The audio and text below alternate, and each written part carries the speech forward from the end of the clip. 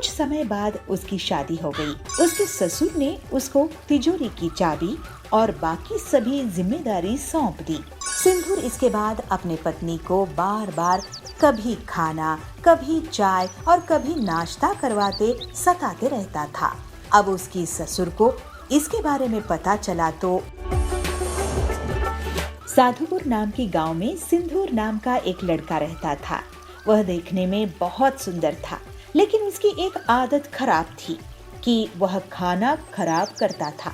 वह ज्यादा खाना लेकर खाना फेंक देता था। कुछ समय बाद उसकी शादी हो गई।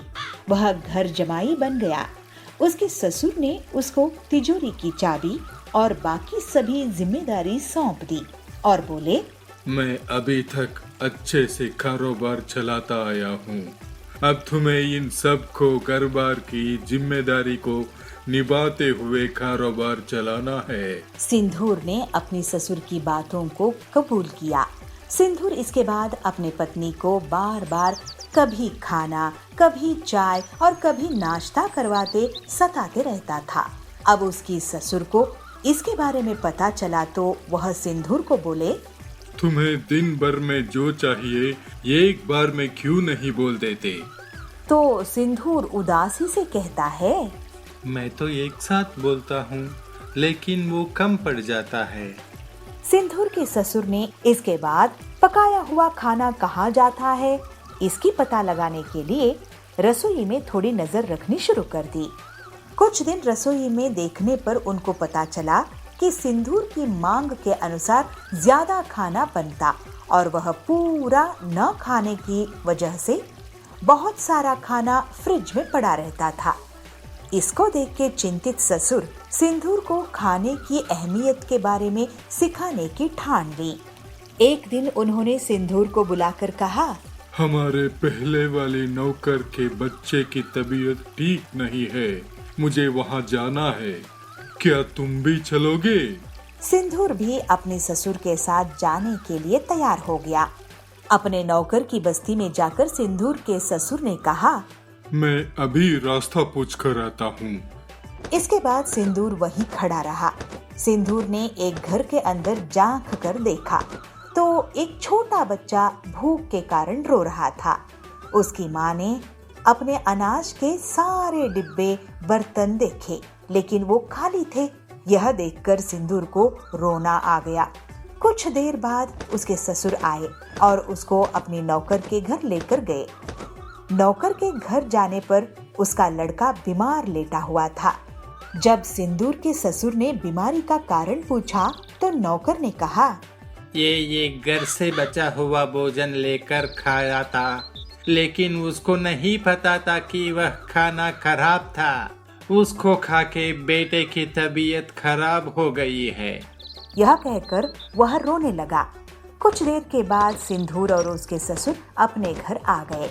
घर आने पर सिंदूर अपनी ससुर के सामने हाथ जोड़कर क्षमा मांगते हुए आंख में पानी भर लेता है। जब उसकी ससुर ने कारण पूछा तो सिंदूर कहता है, मैं खाने को कितना बर्बाद करता था और किसी को खाने के लिए 2 वक्त की रोटी भी नहीं है। अब के बाद मैं खाने को कभी बर्बाद नहीं करूँगा।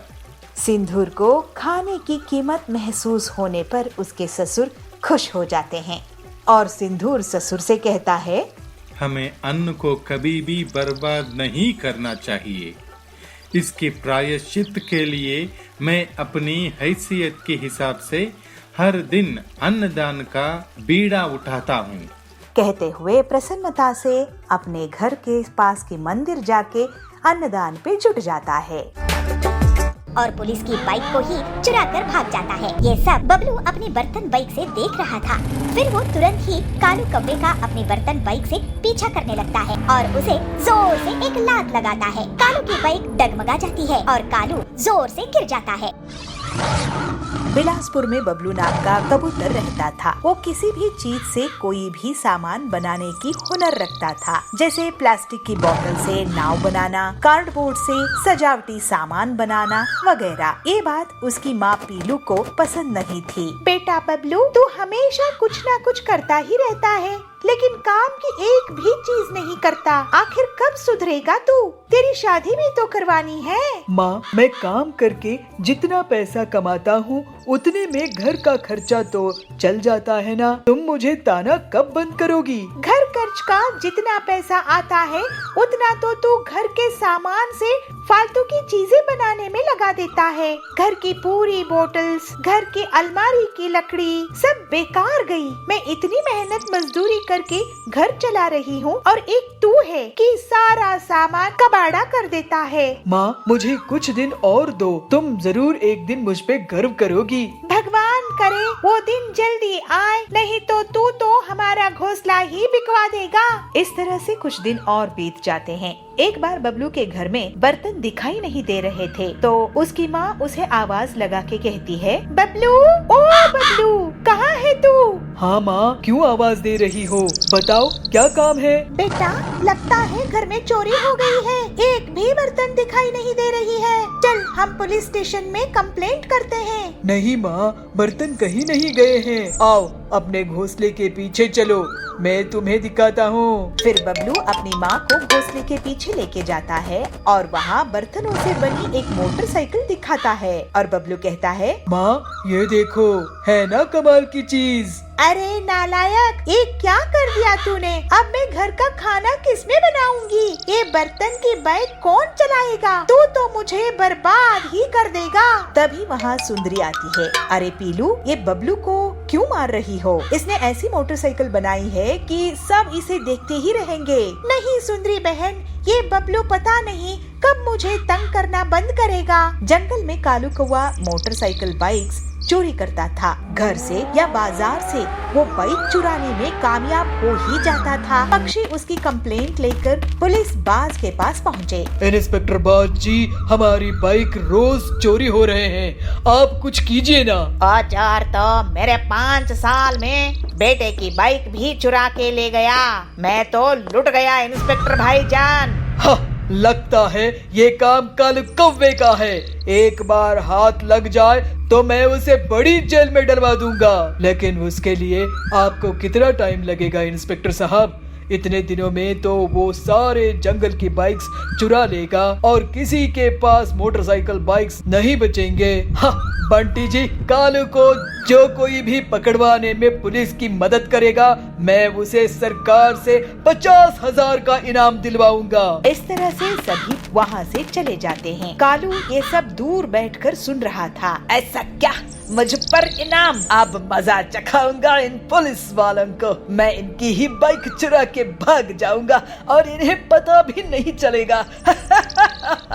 थोड़ी देर बाद ही पुलिस स्टेशन में कालू कौवा मच्छर मारने की दवाई से धुआं कर देता है और पुलिस की बाइक को ही चुरा कर भाग जाता है। पुलिस बाज का सर चकरा रहा था, वो कुछ नहीं कर पाया। ये सब बबलू अपनी बर्तन बाइक से देख रहा था।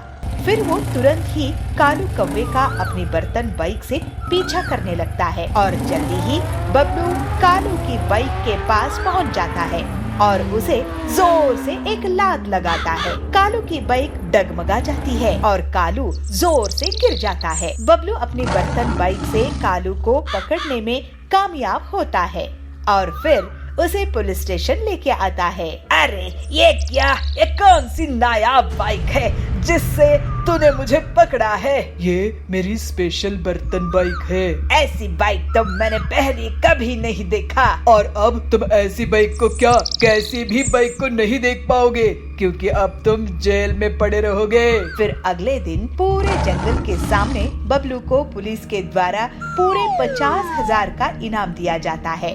बबलू की माँ बहुत खुश होती है और कहती है, वाह बबलू, तूने तो मेरा नाम रोशन कर दिया बेटा। पूरे गांव में तेरी बर्तन बाइक अब फेमस हो गई है और तू भी। इस तरह से अब बबलू के अनोखे काम पूरे जंगल में प्रसिद्ध हो गए। उसके पास अब पैसे आने लगे और बबलू अपनी माँ पीलू के साथ हंसी खुशी रहने लगा।